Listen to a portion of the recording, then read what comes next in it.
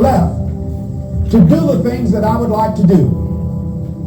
And at that time, I wasn't sure what my life purpose was.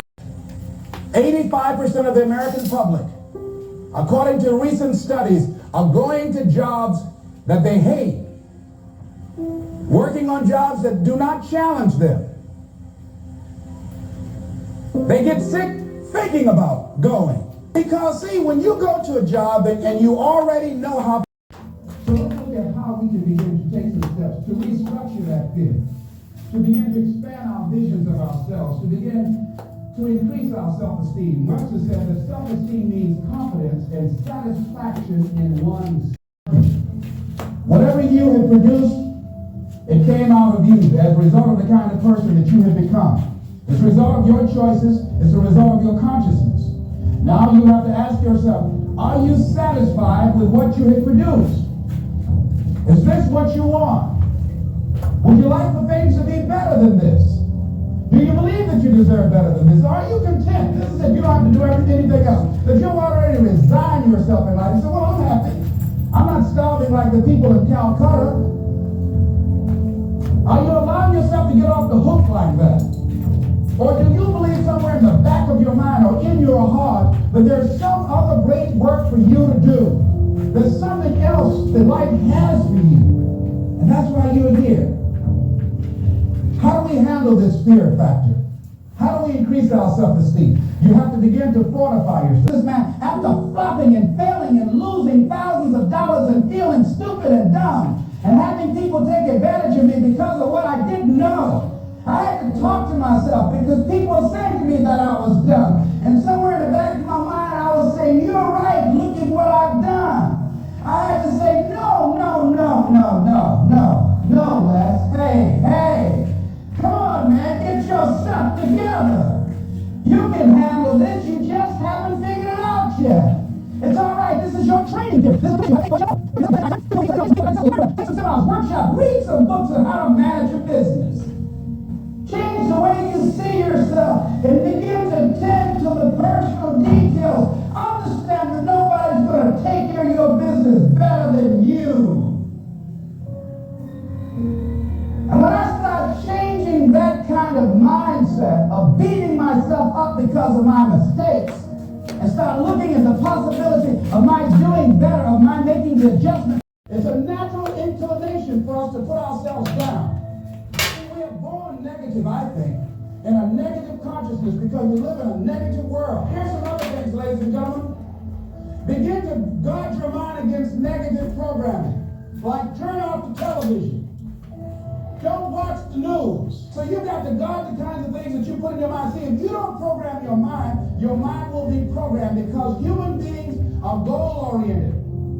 That's why we die of broken hearts early. That's why we're running through life to early graves. We're going through life, ladies and gentlemen. And I think that Henry David Thoreau said that most men live in quiet desperation. Most of us go through life running scared. So we created this in our minds, false evidence appearing real. We made it real in our minds. That's why Churchill says there's nothing to fear but fear itself. That's the destructive monster. So turn off things that can contribute to your fear. Turn a deaf ear to people that all they can do is talk about how negative things are because they have bought into the consciousness of the world. Hearing. Listen to things that can empower you, that can enable you to create a new reality for yourself, and a new life for yourself. You might appear to be strange around most people. You know, most people think you're strange if you're happy today. See, these people have not found their purpose in life. That's why they're grumpy. You're making things happen in your life is you. When I want to get on public television, you know, they tell me you can't do that. So wait a minute, I've seen these other people on. It's possible I can get on. Leo Biscaya, John Bradshaw. It's possible. Let's choose public for a time. Let's be realistic. Come on, be logical. I said, well, wait a minute. Why can't I do it? Well, let's look here. Think about guys who have credentials, all kind of credentials. You don't have any college training. They're going to put you on television. Give me a break. I said, thank you for that. God love you, and I'm trying. You hear me? Let me tell you something. What people think about you and the possibilities for your dream is none of your business. That's their business.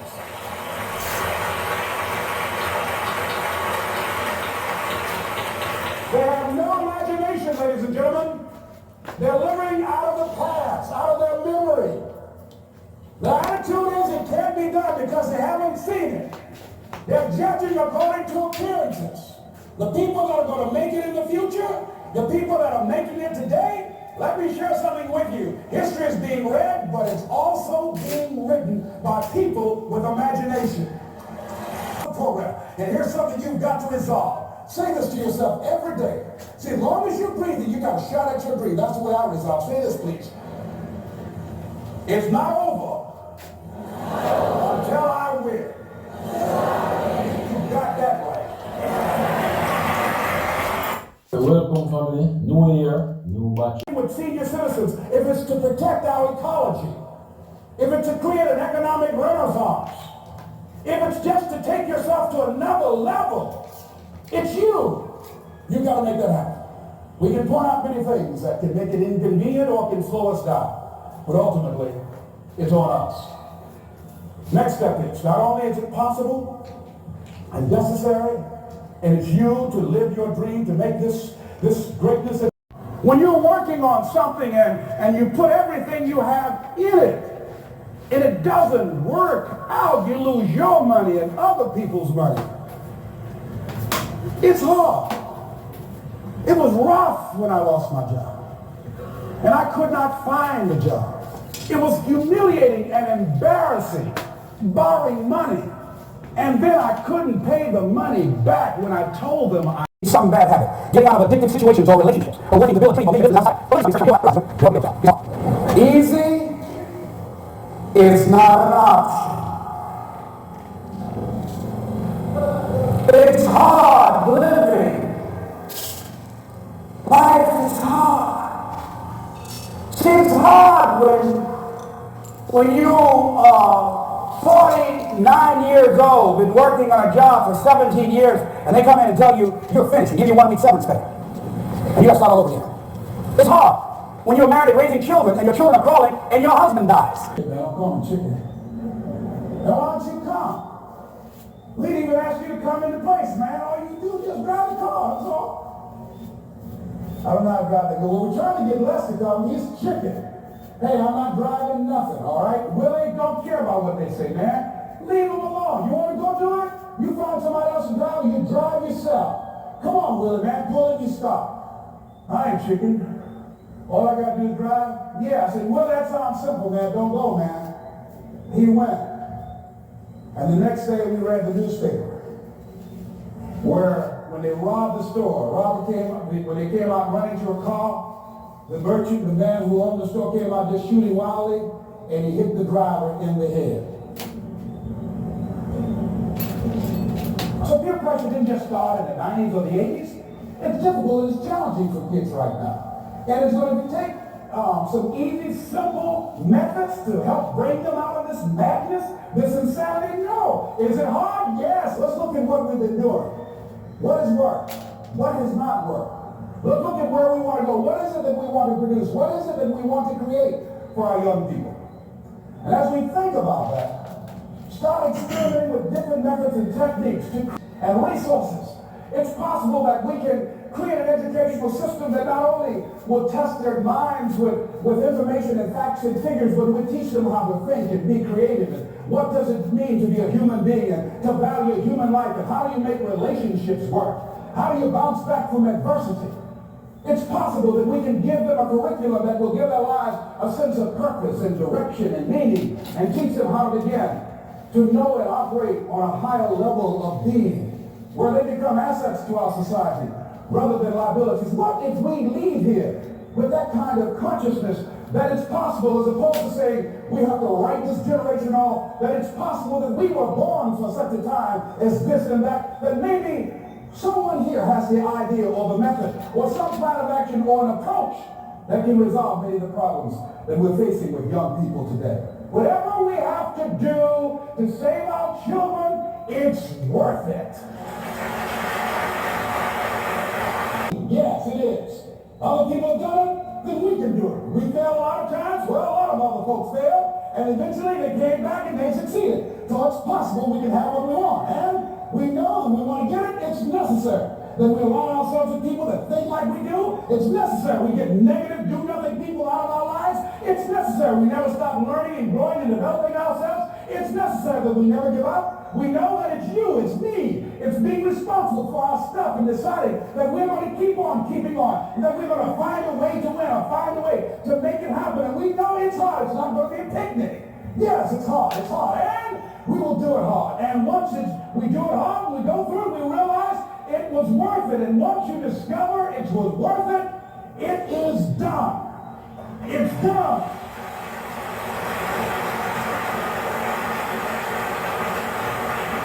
It's done, ladies and gentlemen, before it happens. Well, here's what I'm suggesting to you. That when you're working, you have a wall to break through. Let's say a friend of mine who runs a marathon. He said, when he's running the 26-mile marathon, he said, let's say that hypothetically, that 18th mile is the wall.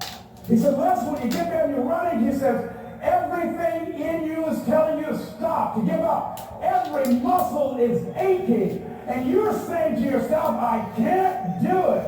I can't do it. And you just keep on, and you keep on, and you keep on. It seems like you're moving at slow motion. And then eventually when you break through that 18-mile wall, then you know it's like done and you're on automatic and you glide on in. And you know it's there. You know you're going to get to the finish line. And we've all had experiences where we were working on something and we knew it was possible. And we did those things that were necessary to bring it into reality. We took the responsibility to make it happen. Other people couldn't see it. A lot of people didn't believe it. You were attacked. You were criticized. People were opposing you. But you kept on doing it. It was hard. It was rough. It was difficult. But to you, it was worth it. And eventually you got to a level you know, can nothing stop me now. I'm on the move. I'm on the move.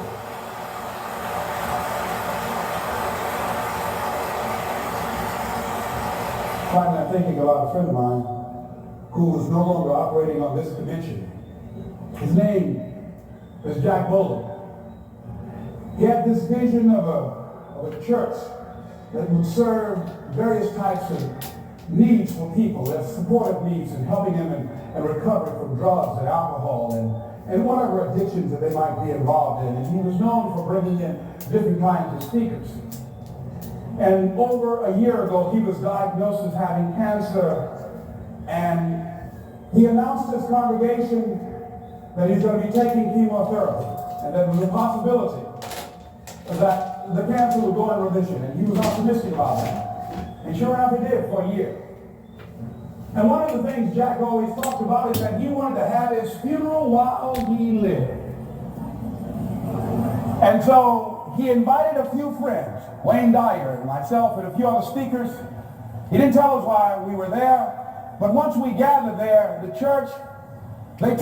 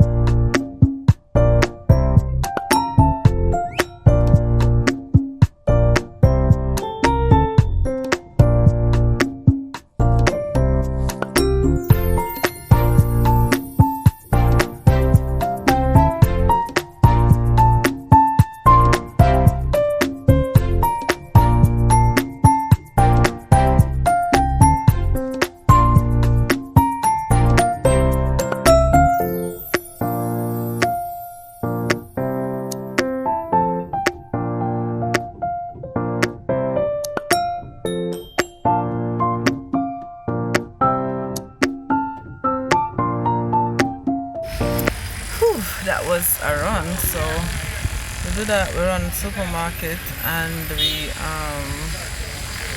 we're heading home now. So stay tuned for grocery. I don't like doing grocery hours anymore. I don't like doing grocery hours anymore. We were doing a grocery hour, right? I don't know much. I just feel it's a grocery hour for people with whole heap of stuff and whole heap of, things. But we do grocery all with whatever we have, right? Stay tuned. Grocery all is up.